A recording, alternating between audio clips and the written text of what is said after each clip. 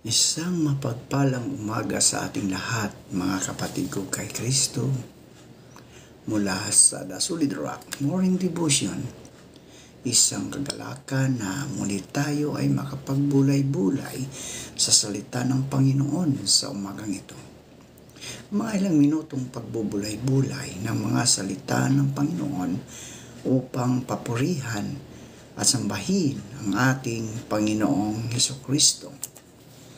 Ang ating pong pagbubulay-bulayan ngayong umaga ay matatagpuan sa Efeso, Kabanata 2, talatang 8 hanggang 9. Ito po ang sinasabi, sapagkat dahil sa kagandahang loob ng Diyos, kayo ay naligtas sa pamagitan ng pananampalataya.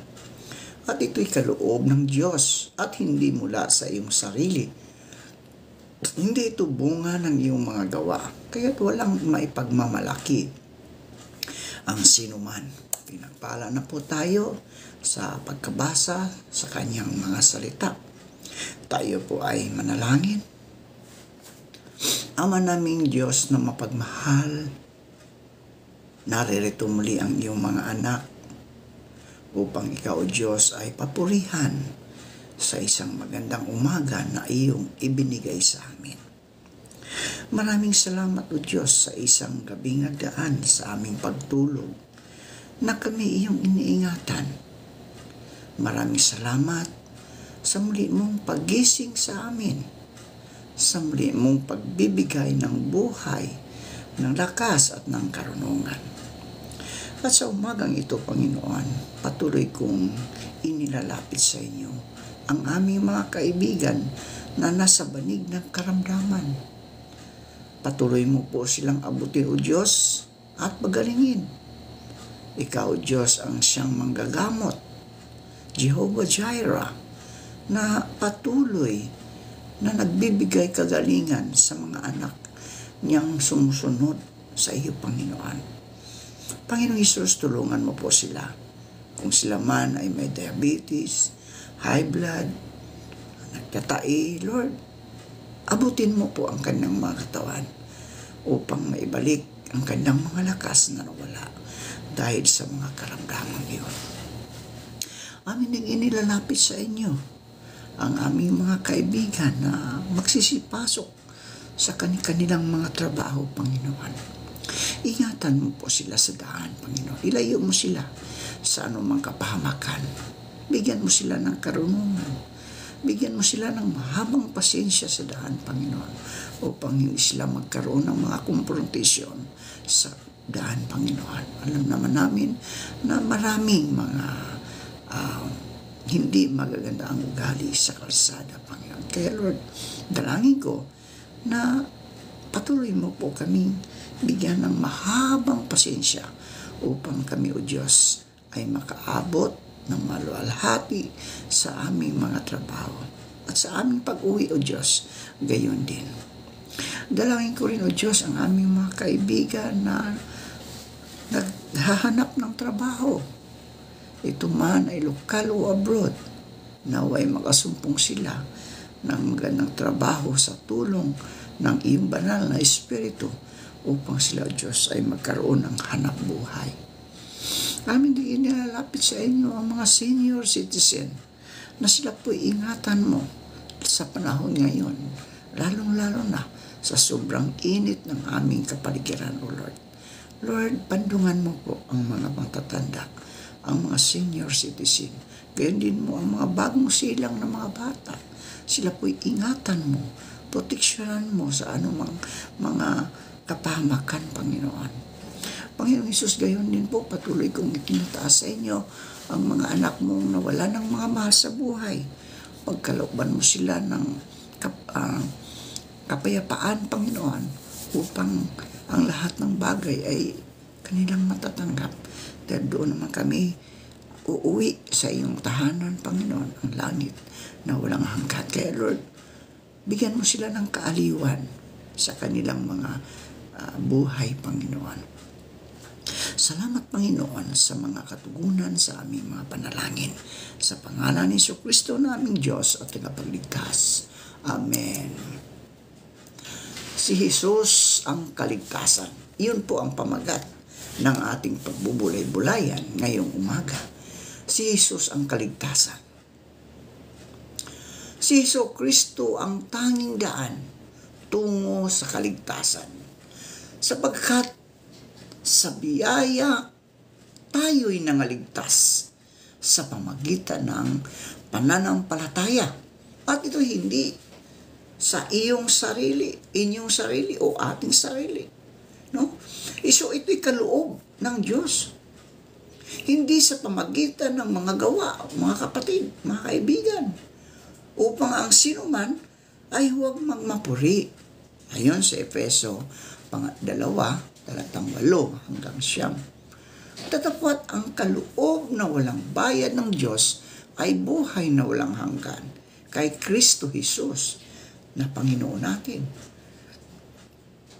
Ayon naman sa Roma 6:23, sapagkat kamatayan ang kabayaran ng kasalanan, ngunit ang walang bayad na kaloob ng Diyos ay buhay na walang hanggan sa pamagitan ni Kristo Jesus na ating Panginoon. Ano ang pinagdadaanan mo ngayon sa buhay, kaibigan? Ikaw ba ay dumadaan sa mga pagkakasala, kalituhan, kaguluhan, kahirapan, kalungkutan, sakit, kapaguran, kalit, at kawalan ng pag-ibig o kawalan ng kabuluhan? Sadyang mahirap ang buhay, di ba, kaibigan? Si Satanas at ang kasalanan ang dahilan. Napapagod ka na ba, kaibigan, sa pakikipaglaban sa tao at sa inyong mga problema? Si Jesus ang daan, kaibigan. Tandaan natin, si Jesus ang daan. Iniibig ka niya, kaibigan. Si Jesus ang tanging tao at Panginoon na nararapat sundin. Muli ngang magsalita sa kanila si Jesus na sinasabi, "Ako ang ilaw ng sanlibutan. Ang sumusunod sa akin ay hindi lalakad sa kadiliman, kundi magkakaroon ng ilaw ng kabuhayan." Ayon sa Juan 8:12. Sinabi sa kanya ni Jesus, "Ako ang daan at katotohanan at ang buhay. Sinuman ay di makaparoroon sa Ama, kundi sa pamagitan ko." Ayon sa Juan 14:6. Sapagkat ang lahat ay nangagkasala nga at hindi nangakaabot sa kaluwalhatian ng Diyos. Roma 3:23. Sapagkat ang kabayaran ng kasalanan ay kamatayan. Datapwat ang kaloob na walang bayad ng Diyos ay buhay na walang hanggan kay Kristo Jesus na Panginoon natin. O, di ba? Ayun naman sa Roma 6:23. Namatay si Jesus sa krus, kaibigan, dahil sa parusang tayo ang dapat dumanas. Ang pagkamatay ni Jesus ang naging daan para sa kapatawaran ng lahat ng tao.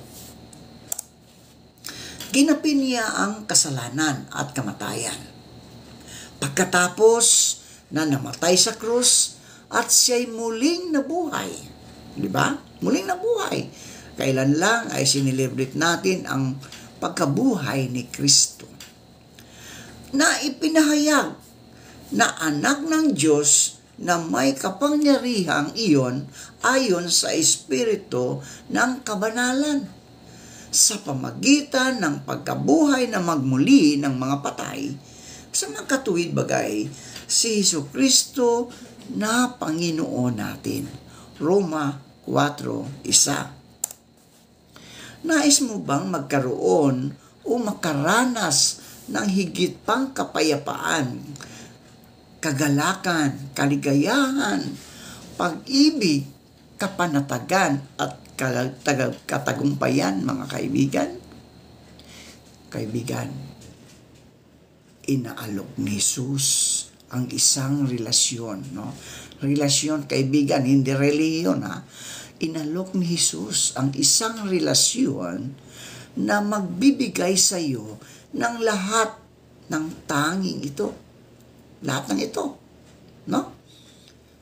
Tanging sa pamagitan lamang ni Jesus, makararanas ang tao ng kapatawaran, pagmamahal, kapayapaan, at kagalakan na nagmumula sa Panginoon.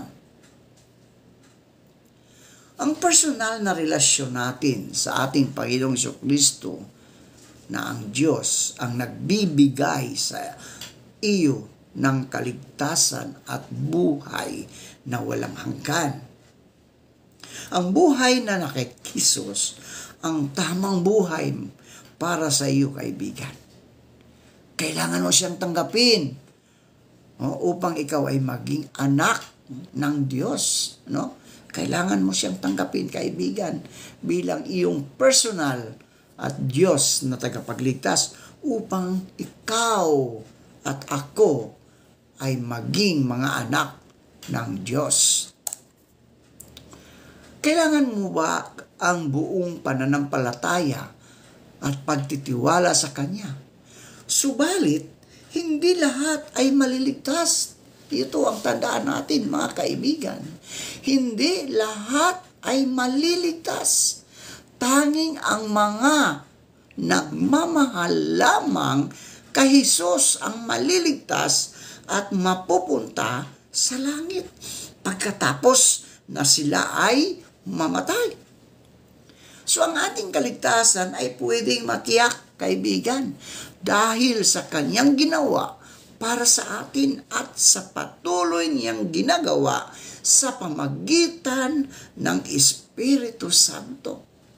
Sapagkat gayon na lamang ang pagsinta ng Diyos sa sanlibutan na ibinigay niya ang Kanyang bugtong na anak upang ang sinumang sa Kanya ay sumampalataya ay huwag mapahamak, kundi magkaroon ng buhay na walang hanggan.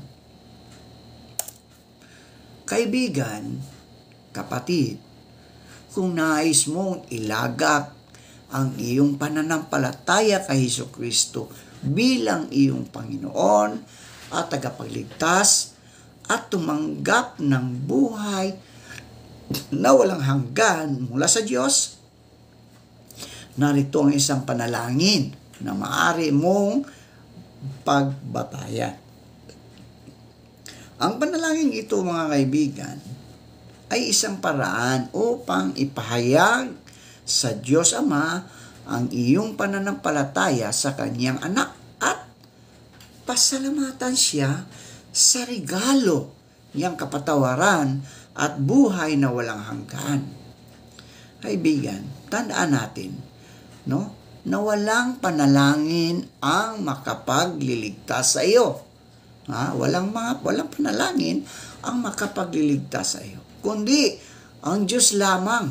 No? Ang Diyos lamang sa pamagitan ng Kanyang banal na Espiritu.